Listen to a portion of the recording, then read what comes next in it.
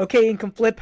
Today we've got Mark Cayle, who is actually sitting in Sarasota, Florida right now. Just for those that are listening, time stamping this, uh, Milton just went through Sarasota and St. Pete and all of Florida and caused a ton of devastation. Him and I were just talking a little bit about he just returned back to his house a day ago, and luckily everything is there and the inside of the house is dry, which, Mark, you guys got lucky, man. And welcome, by the way, with that intro to the Income Flip podcast.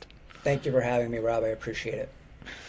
Well, I told Mark before I jumped on here, I'm going to ask a lot of selfish questions because today we're going to talk to Mark about franchising, right? We're going to talk to Mark about how he got into the franchise business and why he got, like how and why and how he helps people decide on which franchises to invest in, probably based on personality, skill set, like all the rest. So the reason why I said it might be a selfish me asking a lot of questions is because as we've thought through expansion of our business, we realize that while we love to, we're corporate owned, like I'm in partnership with a lot of people, but we run those very much like little mini franchises.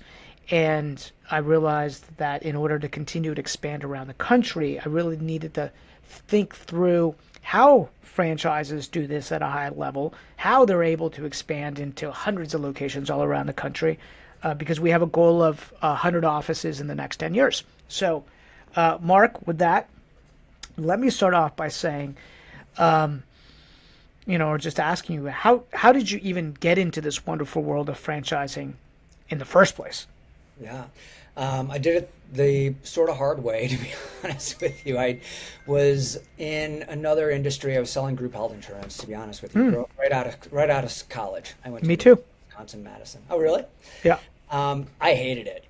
I hated every minute of it. But I wound up selling a group policy to the founder of a franchise, and he hadn't done anything with the franchise company yet. And we hit it off, and he was a genius. He was a Harvard MBA, really great, but very, very scrappy, which turned out to be very fortunate for me. And I learned how to watch my pennies, and even though they weren't mine. So it worked out extremely well. And he said, "Let's franchise this thing." And I had no idea what a franchise was at that point. And so he and I actually wrote what was the Uniform Franchise Offering Circular back then. It's now called the Federal Disclosure Document, the FDD. We wrote it together, and I learned every single thing you could possibly learn about franchising. I helped run the corporate unit, several corporate units, sold the franchises, trained the franchisees, did site selection, layout design, ongoing support, all of it. Right, so I was feet on the ground as a franchisor, and got the School of Hard Knocks MBA from doing that. And eventually he Mark, decided, did I miss it? What kind of business was that? oh, so it was a European style bread concept Okay. called Breadsmith. And we made, and it still exists. Actually, I saw a post today. One of the people that I placed just had their 25-year anniversary, Wow. and their kid, I think, is now going to run it. So Wow. I've been in this business for 30 plus years and I was obviously on the franchisor side. Then the founder said, "Listen, let's put the brakes on. Let's focus on supporting the existing franchisees."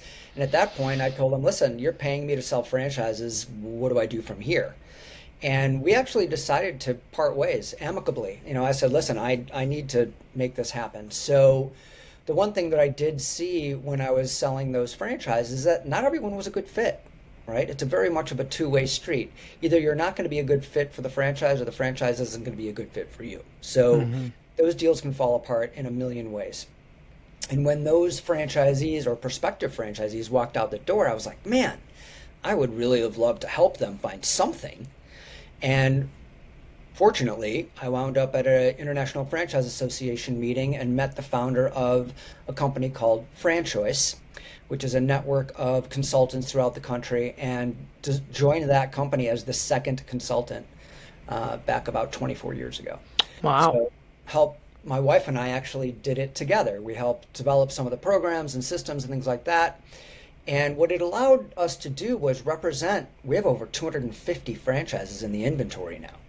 Hmm. So there's almost nobody that could walk out the door that I couldn't help. So that's where we were at. And between then, I was also became a multi-unit franchisee of an in-home care concept and had about 250 caregivers running in and out of people's homes and 18 admin staff over 3 offices. Grew that over 10 years and had a fantastic exit back in Hmm. 2014. Hmm. So I've been a franchisor, a multi-unit franchisee, and a consultant over the last 4 years. Wow. Dude, you've seen a lot, I have. right? You've seen a lot. Um, that's amazing. What side do you like being on? What side do you like being on the most? I love the consulting side. Hmm. And, operating the franchise was phenomenal. The only reason why we sold it is that I had an attorney a friend of mine that dropped the buyer in my lap. I wasn't ready to sell. Hmm. And because I was working on it versus in it, meaning I had a management team in place and everything else, we got a multiple that was absurd. And I couldn't say no to the number. So we sold and decided I did a couple other things in the meantime, but my wife and I are both back at full-time franchise consulting through our LLC, which is called Friend Destiny, which is what we'll talk about later. But Awesome. yeah, sort of all sides of the game, and I love helping people figure it out. That's my favorite part. Yeah, Learn. it sounds like let's go there real fast. Like I imagine that people come to you or you find them or somehow they find you and you're almost doing an assessment, I would imagine, almost like a psychological profile, right? Like tell me about Exactly. your background, tell me about, your experience and you're probably listening for and I know you're definitely listening for okay, one, can this person actually run their own business? Two, what kind of business might be a good fit for this particular person based on their skill set, based on their age, based on, based on a lot of different factors, I would imagine, right? Do Yes. you do you profile people? Like, do you make them diss them, interview? Like, yeah, walk me through that whole Absolutely. process. That's fascinating. So the process works like this. We send out a confidential questionnaire that they fill out first, which gives me a 50,000 foot view of them, right? I'm not asking for social security numbers or anything like that, but it asks a bunch of questions that sort of help them start soul searching. And then certainly we get a financial picture of what they're about, what their assets look like, what their debt service is, what their liabilities are, what their net worth is, all those kind of things, because the franchisors have minimum requirements that they have to have. And so that is the first step. We get that questionnaire back. Then we do a full 2 hour consultation with them to determine what the attributes of a business are that would be a good fit. The franchise winds up a widget, right? It doesn't almost matter what the widget is as long as the business model matches. How many employees do you want? What kind of employees do you want? What kind of sales cycle are we looking for? Are we looking for brick and mortar? Are we looking for people in a truck? Are we looking for emergency services? Are we looking at, what does the industry look like that it has some interest, right? And so we really dig really deep and drill down to what are their motivations, what are their goals, what are their previous experiences. Maybe they aren't going to be a good franchise fit to begin with. We can cut it off right there and then after that call. I'll Mm-hmm. know if they're going to be too entrepreneurial or independent minded to be in a franchise system. Mm-hmm. And also, these franchisors are looking for a specific profile. Avatar. Yeah. Exactly. And Yeah. so we Actually, know. let's back up for a second. I want because I want everybody to hear that, right? There can be a profile that's just too entrepreneurial, right? Let's talk a little bit about that, right, Mark? Sure. You know, why don't you explain that? Give us some details around that. Sure. So if I'm asking people questions and they are giving me indicators that they would much rather just figure it out on their own, or why would I pay a franchise fee to a franchisor if I can just figure this out on my own?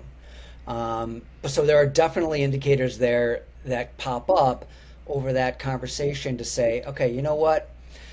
Maybe this just isn't a good fit for you. Maybe you should go either buy an existing independent business or go it alone and good luck to you kind of thing. Because the success rates for independent businesses are the exact opposite of franchising.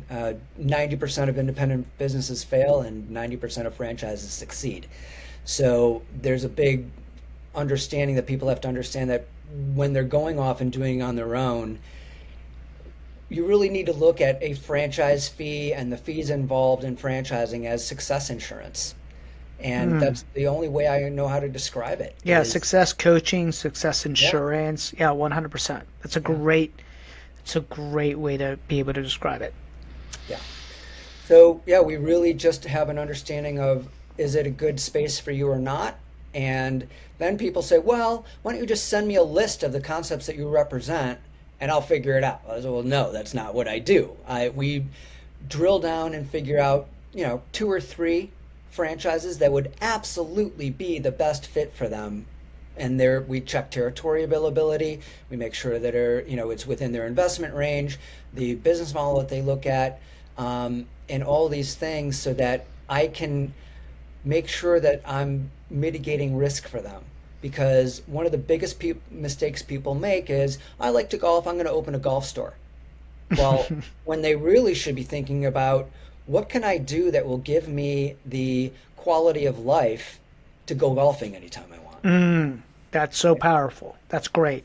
Yeah. I could see that, right? People don't understand the level of effort required in running a business, let alone starting it from scratch without any systems, model, processes, right?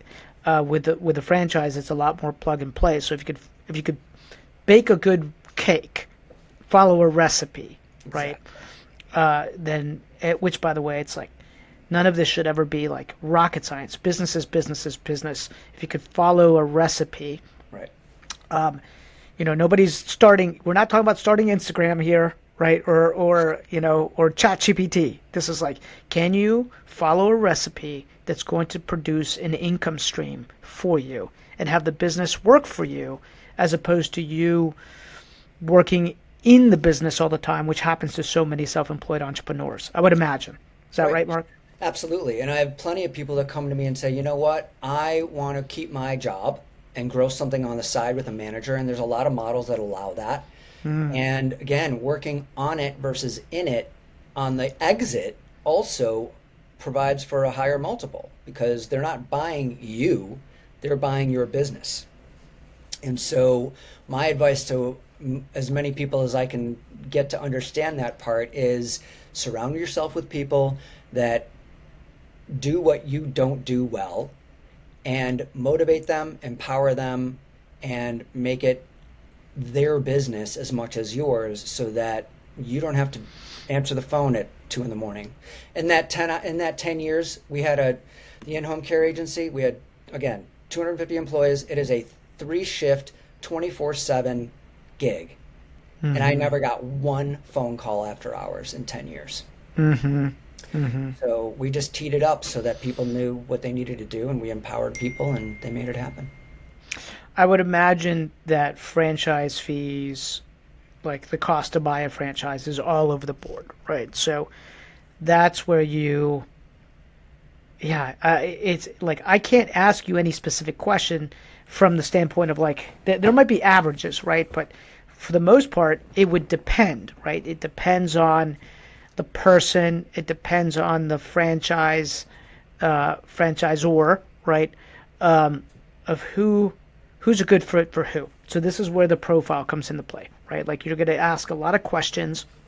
Like, for example, I might say, I'm in the real estate. I love real estate investing. It's something that I love to do. And you might then, right off the bat, because of your level of experience, would know, okay, well, maybe property management could be a possibility for him. There's property management franchises out there, or there could be home buying franchises out there, right? So you'd start kind of narrowing it down, I would imagine. Is that right? You read my mind. Exactly. And so when someone mentions an industry, I automatically go to, okay, what can support that? What are they hiring out for now that they could own themselves and make it an internal piece of their business? When people talk to me about this, I automatically say, listen, we're going to diversify your portfolio through franchise investments, right? So that there's plenty of people that I've worked with over the last 25 years that have multiple brands that they own. So they started with one, they maybe get landlocked on the development and they come back for another brand, and then they get landlocked again and they come back for another brand. And so, they're all surrounding what they already did. And real estate is a perfect example of that. Interesting. When you say landlocked, meaning there's territories, Yes. right? Okay, there's territories. Do all franchises kind of operate the same way with territories like that? Yeah, it's interesting. I'm having this conversation with one candidate right now. He owns 13 or 16 hair care concepts that I helped him get into 20 something years ago. And he doesn't have any room left in his market to expand that concept. So he's looking for complementary concepts so that he can cross promote and drive people both directions, right? Drive people to his hair care concept, and then from his hair care concept, drive to the others. And so we're having that conversation, and the hair care concept of his is very, very, very mature. And they give a 2.5 mile radius, maybe even a 2 mile radius. And he says to me, well, I'm only looking if I can get into something that has a little bit bigger radius than that, because the ones that I have that are under 2.5 miles are getting cannibalized by each other. He has this experience already with his own franchise. So we're looking at different concepts that allow him to have a larger Footprint. yeah. Yeah, interesting. For the audience, why don't you maybe tell us the difference between like franchising versus licensing? I think that could be a good discussion. Sure, and it's interesting. It's very similar. The franchising regulations, in order to be called a franchise by the Federal Trade Commission, there's really a three-legged stool. You have to have an initial fee, you have to have ongoing training, and support. And so those three things, so that in licensing, you don't have to include training or anything like that. And, listen, there's probably a little bit of a nuance to what I'm saying. So when people start Googling all this and everything else, that's the general idea, right? So there's definitely a difference between licensing something where there's maybe a co-op involved for group purchasing power and things like that. So there's just a little bit of a nuance between the two. With franchising, though, the franchisor has to prove that they absolutely have a training program and ongoing support programs and everything else. And licensing, you really don't. You're sort of more on your own in most of the cases. And I'm sure there's always exceptions, but... Sure. Do you have a preference? Have you thought of... Right, I mean, obviously you're in the franchise business, right? I definitely have a preference. You're in the franchise. But like CrossFit, from my understanding, is a license and not a franchise. You buy the license rights for CrossFit. It's like $2,000 or something like that, and then it's like people are opening up their own shops. Like, this is how I thought it. People are opening up their own shops, running it the way they want to run it. They teach them, like, they get them educated on like the movements of CrossFit, but then they're like, but you run your own thing and you keep, like, I think 100% of it. There's no like royalty that's associated with it, right? Versus the franchise, from my understanding, would be, okay, well, here are your territory rights. This is your model. We expect you to check the box on each one of these to make sure that, like, you get optimal success in it. Even with CrossFit, so like one CrossFit can open up across the street from the other CrossFit. There's like no restrictions, right? But in franchising, I guess it protects you a little bit more. So I guess the point being, if you're looking at franchising look at licensing and vice versa. You might just decide, hey, franchising is better because I've got kind of like a protected territory that's there. Well, and I think there's the other things that come across too is franchisors are protecting the integrity of the brand, so that when you walk into a franchise in one city, it's going to be the same as the city that you were just in. And when something is just licensed, they could have different equipment, they could have different all sorts of stuff, right? That's Yeah, just everything would be not different, the not consistent. continuity, right? So that's where the franchisors shine, where their brand is going to stand out. They can use the same marketing tactics, the same marketing materials, the same branding, the same all of that, and also have buying power. For instance, when I first was with Breadsmith and we had, 3 or 4 corporate stores, we would package up the bread in these nice full color bags that we put the bread in, the paper bags. Well, at a 4-color paper bag back then, it was 25 cents a bag. The entire loaf of bread cost 25 cents to make at that point. So you can imagine the margins in that business, by the way. But by the time we got to 30, 40 stores, we were ordering 1 million bags at a time, and it went down to 5 cents. So these are the little things that The economies of scale. yes, Yeah, on exactly. that. And even landlords love the ability to sell or lease to a franchisee because they know that they're going to have systems in place. They know that they're going to have the support. They know that their success rates are higher and all those things. So I'm sure you can relate to that as well. Okay, I'm going to ask you a couple questions on averages, but you may not be because it sounds like there's so many different ones. But on average, what would you say is your typical, and maybe this is not a fair question to ask, but the average franchise fee to start up? Okay. Right. So the initial franchise fees, again, there's a pretty broad range. So I would say it ranges anywhere today from $30,000 to $50,000 for one unit. And then if you do a multiple unit pack, we call them 3 packs, 5 packs, whatever it is, they give a discount on the second, third, and fourth and fifth,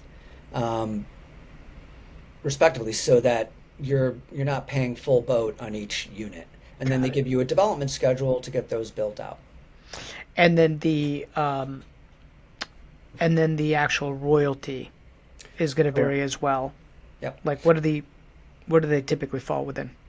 So the royalty is a percentage of the gross monthly sales. Typically, they're not going to do it based on net because different people run their businesses differently. Someone's going to run a Ferrari through theirs, and someone's going to run a Camry through theirs, right? So they have to do it on gross, and it ranges anywhere from 5 to 7% is really the range, and then some might have a 1 to 2% national ad fund that you would pay into, depending on their footprint. Got it. And do you?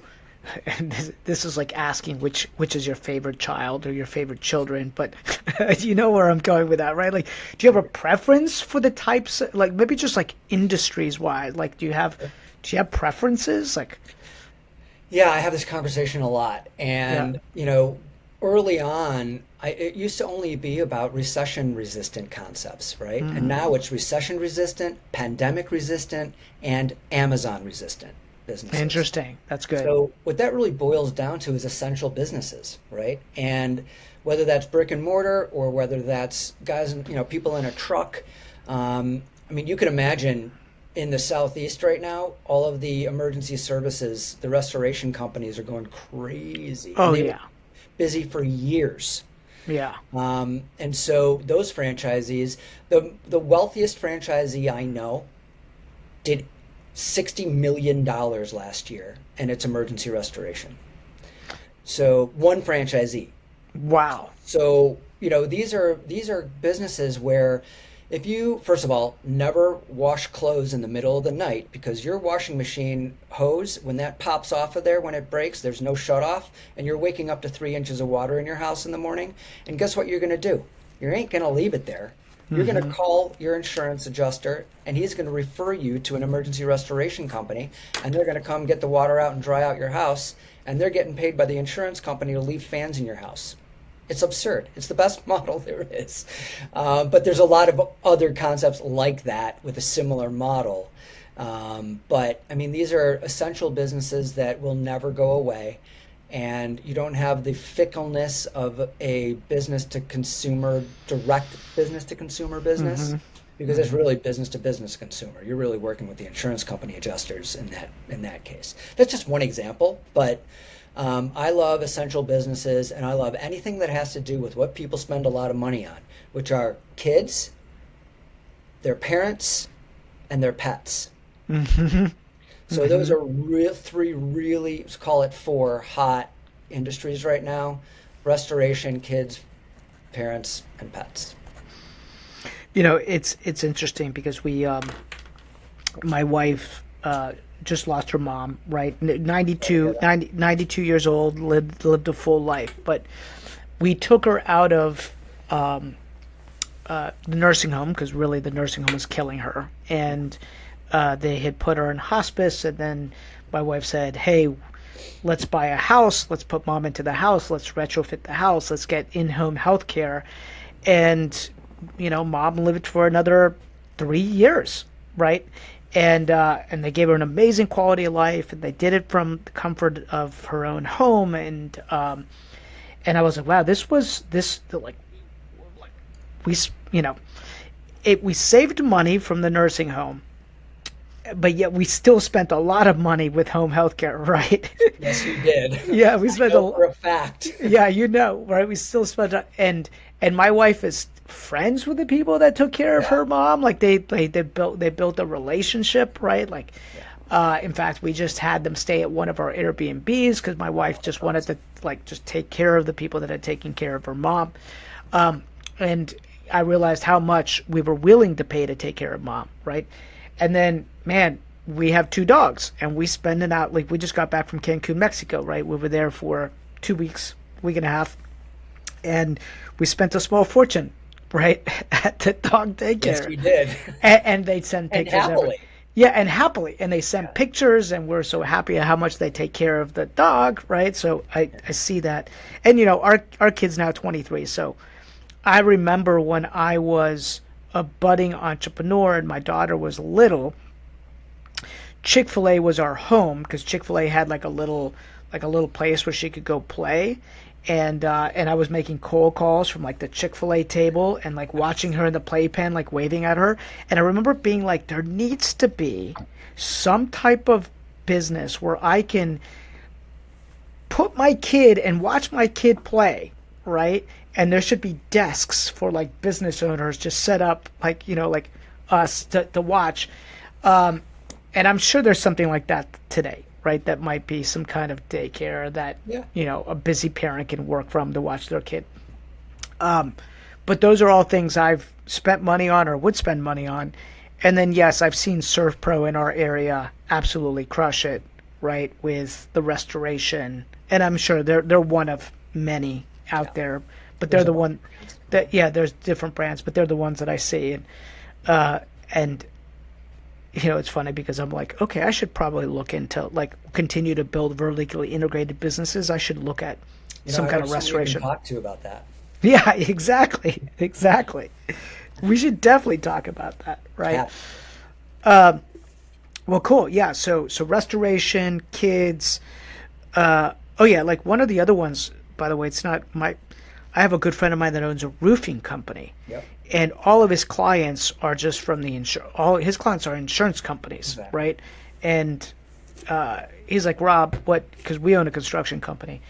He's like, how many kitchens can you do in a month? And I'm like, like 5, right? And he's like, well, I could do like 500 roofs in a month, right? It's just like you just stamp them out. Right. Yeah. We have roofing franchises in the inventory. I mean, that just do roofs. We have some that just do gutters. We have some that, there's very specialized concepts that they do one thing, they do it the best, and they crank it out. Yeah, that's so fascinating, right? Like, let's speak to that a little bit. Like the area of specialization. Like, like there's a company in our area. I don't know if it's a franchise or not, but it's called Ned Stevens, And when I went to go look it up, it was huge, right? Huge. I was like, who is this Ned Stevens? Like, he must have started this thing a long time ago. But all they do is gutters. Yep. I was like, how do you make a living just doing gutters? Well, I got to tell you, we're in an HOA here with 731 condos, and they just re-roofed and guttered the entire complex. And the one company that got that bid, I mean, it was the gutter company was separate from the roof company. So there were two companies. They were in here. They banged them all out. Unfortunately, Milton ripped off a couple of those roofs because it was that some tornadoes spawned from it, and nothing you could do about that. Yeah. But boy, are we glad that we just got a new roof and gutters, right? Because we knew it was going to hopefully stay on. But I mean, you get HOAs and things like this. All of a sudden, you're not doing one roof. You're doing 40 buildings, Yeah, it's interesting. and that's Good where point. that's where it gets interesting. Good point. Well, what about demographics? People that come to you. I'm curious. Is it people the second career? Is it young kids? Is it like what is it? Yeah, it's interesting. The youngest person my wife and I helped just actually recently was one of my daughter's friends. He's 25 years old, and his dad was his bank, and he was going to be a golf pro. I mean, you know how that goes, right? So that didn't work out, and he was sort of stuck. And my daughter said, "Why don't you talk to my parents?" And lo and behold, he bought a 3-pack of a great concept down in Fort Myers, and he's getting started. And the oldest gentleman that I've ever worked with is 72 years old, and he was just looking for something. He was bored, and in the middle, the sweet spot is 55-ish, where if I could come back as anything, it would be an anti-age discrimination attorney, because I would be well retired in the Bahamas by now. Because they replace people half their age for half the money, and they just boot these guys. I mean, my wife was working with a large, big box clothing company that's been around forever. He was there for 30 years, while actually 29 years and a few months. Was about to pension out. They fired him, and he got nothing. No. So, yeah, so he connected. I don't know how my wife got connected with him, but now he has, I think, 2 or 3 franchises, and he's happy again. So the demographics are a huge range. We have a bunch of people that we've worked with that do purchase something as a legacy for their kids. We are absolutely going to be in business with our son. He's 20. He's young. Went to school. Decided it wasn't for him. He's not that kid. But he can sell you the shirt you're wearing for more than you paid it for while you are wearing it. So he's got that gift, and I know that he's going to crush it at whatever we do with him. We're telling him, go cut your teeth on a bunch of other businesses first. He's the youngest Audi hire ever, and crushed it with them. And now he's trying different things. But that my son will be a rock star. I guarantee it. And I will have no problem investing in a franchise with him. So there's a lot of people that do that. I have a group out in Philadelphia with an operating partner in Denver right now. They're looking at between 6 and 10 units of something right now to operate.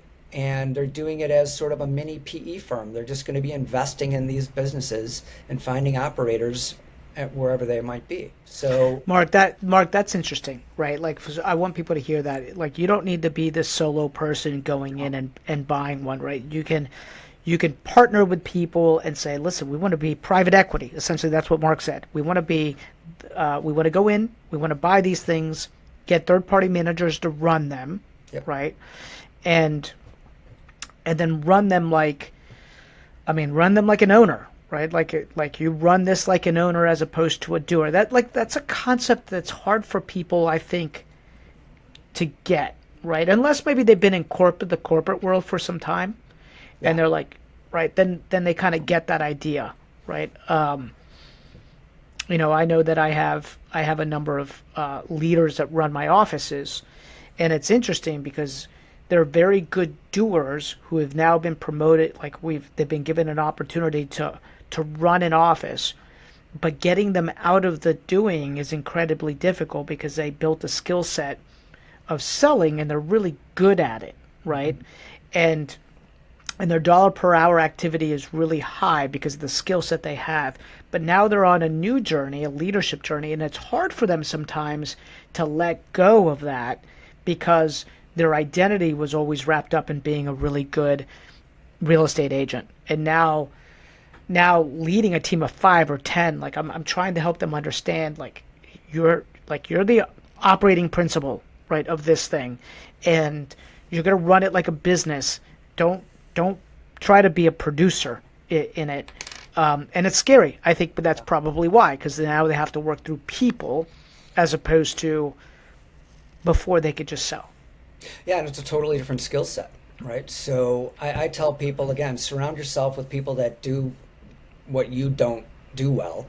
Empower them, let them lead, let them do their thing. But for some people, they just can't understand that if you get 5 people to do what you do, even at 90% as well as you would have done it, you're still way ahead of the game. And so the scaling is what's really people just don't understand how to wrap their head around it. But once you do it once, you can duplicate and rinse and repeat, and it works out really well. I have a question. You hear, I'm sure you've followed Cody Sanchez, and she's a lot. I don't know do you know who Cody Sanchez is by any chance? I hate to No. say I don't. Okay, that's okay. That's okay. She's essentially like a PE firm, right? That buys what she calls a lot of boring businesses.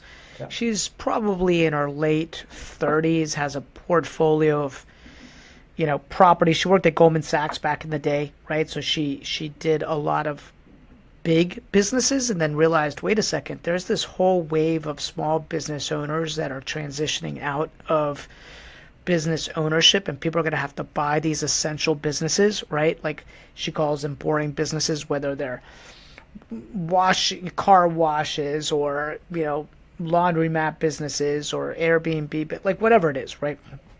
And I don't know if you're seeing that in the franchise world, whether there is this, you sold, I guess you're an example. One, like you sold your business. Somebody came along and made you an offer and it was a franchise. And so they bought this existing franchise from you. It was essentially your business, right? Yeah. Yeah, I see there's plenty of people out there that view the franchise industry is similar to people who buy and flip houses. So you're buying a franchise, you're building equity in that franchise, you're making it worth a lot more than it was when you bought it for. You're selling it, and then you start over and rinse and repeat. I deal with people like that all the time. They come back for a second, third, fourth concept because they sold, not because they ran out of room, right? That's interesting, Mark. And thank you for bringing that up, because we do have a lot of people that invest in real estate. They flip houses, right? There was a little while back where I realized, oh, wait a second. Buying a piece of property and having a property manager run that property, like it's essentially a little business. That property is a little business. Right.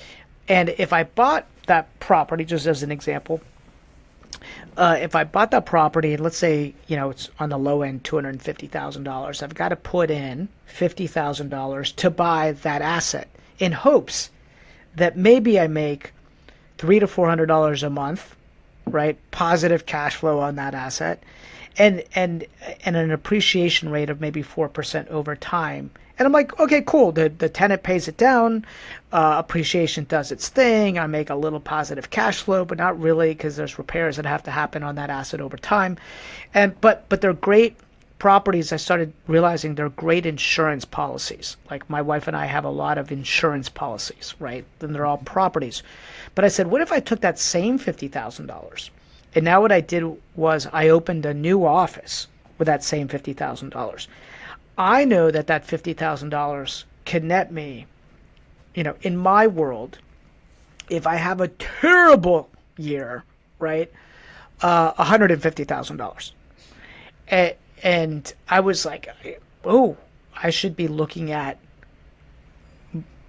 these businesses, these little businesses, as cash machines if they're run properly. Like once you understand the levers that are being pulled, it's like, oh, I can get a rate of return on that invested capital. And a great rate of return for many people on in the stock market's 8%, 9% over historical average, right? Like, actually, that brings another question. Like, what would be when you're talking to somebody like me who wants to invest in a business as an owner, and I'm looking at this purely as a cash on cash play, right? Certain businesses produce 7% cash on cash play, 10%, 50%, and all of it depends on the operator, obviously. But how do you typically answer that question? Well, when you invest, I'll ask you a question. When you invest in the market, right? Yeah. You're only investing your money, nothing else. What are you expecting in return? What is a good return in the market for you? Yeah, in the market, I mean, let's just look at the historical average of the S&P. It's like, let's say 8%, 8 to 10%, right? In franchising, you're investing not only your money, but your expertise and your time. So it should be a multiple of that number. And so in what I tell people in franchising, if you can't find something that gives you a 15 to 20% return net, cash on cash, then run the other way. Yeah, run the other way. So there's a lot of franchises that I'm talking about with people. And again, I'm limited to what I can talk about because the FTC is regulating this industry extremely a lot, right? So in the franchise disclosure document, it's a 23 item boilerplate document, and each of those 23 items is the same throughout all the franchise systems in the world, right, or in the US, right? So item 19 of those 23 items is earnings claims. And if a franchisor has earnings claims in their documents, meaning P&Ls from existing franchisees and net returns and all of it, it's all in there. Some do it differently than others, but a lot of them have very detailed P&Ls and everything else that are in that item 19. That franchisor can only talk about what's in that item 19. In order to get any other information, that franchisee has to do validation calls with existing franchisees, which we help them do. I give them all the questions to ask the franchisors. I give them questions to ask the franchisees, and some of those questions are revolved around how much money can I make? So, and the franchisees in the system automatically expect that they're going to ask that question, because if they didn't, they would be like, well, how interested could they be if they don't even know, if they didn't even ask how much they could make? Right? So there's nuances to how to go about getting those numbers. But bottom line is you can get those numbers, and there's also professionals that can help you get those numbers. And the expectation is that you're going to do better in a franchise than you throwing your money at the market, or, even I would say 60%, maybe 70% of the people that we work with right now are doing 401k rollovers, because people don't really realize that this is a thing. You can literally, and there's companies that help you do this. You form a corporation, you roll over your 401k or however much of the 401k you want to, as long as it's not attached to a company that you're personally, working for. So let's say you left your company, you control your own 401k. You can roll that 401k into that corporation with no pre-penalties or tax consequences if you're starting a business. And there's no debt service on it either. I did not know that. Yeah. I did not know that. I know about self-directed IRAs, right? So, but that's different. That's different. You're talking about just rolling this in to buy a business. Correct. And then you reinvest into that 401k when it's your business. Oh, snap. Yeah. That is so cool. Yeah. And so again, no debt service. It's your money already. It's my money. I'm lending myself my money. Exactly. And then you are absolutely lending yourself. I'm lending myself my money, and then I keep it open because then I'll just start funding that 401k again. Exactly. When the business starts making money. Correct. And there's lots of stuff, legal stuff and IRS stuff that needs to happen. So there are companies that I use send my candidates to them that take them through the whole thing. And there's fees involved and everything, but it's because there's a lot going on. Sure. And so they make sure they're following all the rules and keeping them, on the straight and narrow and all those kind of things. But there are a bunch of different ways to fund a franchise, and home equity lines of credit, 401k rollover, friends and family cash. SBA loves franchises. So there are a bunch of ways to do it. And when you can put your own money to work like that, I'd much rather invest in myself than hope that the market does well. Yeah, 100%. Right. Especially if maybe you've had some, I think maybe the only risk is if maybe somebody didn't work. I mean, maybe this is a limiting belief in my mind, but somebody work in some kind of corporate role or sales role over the course of their life, and now they want to get into franchising. I mean, it's a journey, right? There's a sales journey, there's a marketing journey, there's a promote. Like, people need to know that, right? All businesses is fueled by sales and marketing, so you got to like kind of have that hat on a little bit, right? That's got to be there. Right. Well, and when I work with people and I know that they're not salespeople, I say that's all good, but you got to hire one. Everything that you do requires sales. I mean, no matter what, or lead generation in some way. And so if you're not going to be good at it, or if that doesn't excite you, you need to put someone in that spot. And the franchisor has all of this support, ongoing support. You're actually provided a business coach that you are attached to in That's that great. franchise. And they are making sure that you're making sure that you're all about your KPIs and that everything's falling into place and your P&Ls look good and all these things. So again, you don't have to be good at everything. You just have to know what you're not good at. Yeah, that's so powerful. That's great. Well, Mark, if somebody wanted to get a hold of you to learn more about purchasing a franchise, where could they go? So the website is frandestiny.com. Okay. We'll make sure that we put it in the show notes and the Thank links you. and all the I rest. have let's see where we're at. I've got a landing page.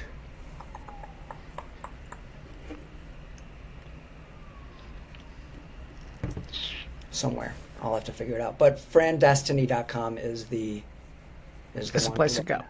Okay, and we'll make sure that we put your profile on there, your LinkedIn, any socials you might have. My team will make sure that we get them and we send it out to our community, because I know that there's people listening to this that are like, you know what? I don't want to go it alone. It's really, this is a hard journey. I need a partner. Essentially, the way I look at it as a franchisor is they're your success partner, right? That could be like your success partner, right? Somebody that's walked the path before is going to be able to tell you what those financials look like, what the marketing should look like, what best practices of other franchisees are doing, right? Like, there's a mastermind element component to it. Like, I can see. I mean, it's essentially what I do with my sales teams. We own them, right? Like, we go into partnership with them, and they're corporate owned versus making them franchises. Right. I found that link. So it's Okay. it's frandestiny.com/grid is literally the landing page we developed for this podcast. Awesome. Then I make sure that everybody hears that, right, and Awesome. gets it. Well, Mark, thank you so much. I know we got a hard stop coming up right now. Anything else you want to leave us with before cut I off? just appreciate the opportunity to be on the show and appreciate you and hope that you and I can stay in touch. And if anyone else needs any information at all, my services are free. So the franchisor pays a finder's fee if someone moves forward. So everything I do is literally free to the people that I work with. That's awesome. Yeah, that's awesome. That gives people the space to be able to kind of like explore and ask questions. I could see it being very gratifying, right, to be able to help people kind of exit maybe corporate America or find that next thing, and then connecting them with the right franchise. It's almost like connecting them with the right house. A lot of Yeah. what we do, right? Like, I mean, you do. the most wonderful part about this is when my candidates that I've placed before come back to me, either with a referral, because a lot that's how I generate my leads, right? I get referrals, and they say, "Well, I have 5 or 10 of these now. I'm looking for another concept, and I could retire today, but I'm having so much fun that I won't." And so these are the kind of things that you just look back on. I changed not only their life, but all of their employees' lives, all of those vendors' lives. It's just a ripple effect that is just the coolest thing to consider, really. I mean, it's just, we have a ball. Mark, I know I had one more question, right? Like, I've heard that you can't, I mean, yeah, you could make money on one franchise, but really it's like having a basket of franchises, right? Like, do you find that your clients have 4, 5, 10, 15? Is there a sweet spot? Yeah, Right. I rarely do one, unless it's just someone that wants to buy themselves a job. So most of the people that we work with, they'll do 3 packs, 5 packs, and have a development schedule over time. And for us, for instance, we had 3, which is why we did as well as we did, especially on the flip, right? So that when a buyer came in, they weren't just buying a one little territory; they were buying a market. And so that's there's a absolute, um, you Yeah, know, economies of scale, right? Like I've heard that, some of the private equity that comes in, like experienced private equity, they really don't want anything that's doing under 5 or 10 million in revenue, right? They're looking for like 10 million plus. Like 5 starts like, okay, get you my maybe in the game, 10 million. So, and then you could wrap those up and then sell them and then yes. go do it again, right? One of our friends had a, a dozen units, and private equity came in and bought all 12. Yeah. He is now building a gigantic house on a lake and is very retired and is very happy. So, I mean, this is the kind of thing. I mean, you're building wealth and you're building assets. They're just not homes, they're Yeah. businesses. They're businesses. They're businesses. Well, Mark, thank you so much, man. I appreciate it. All Hang on right. one sec.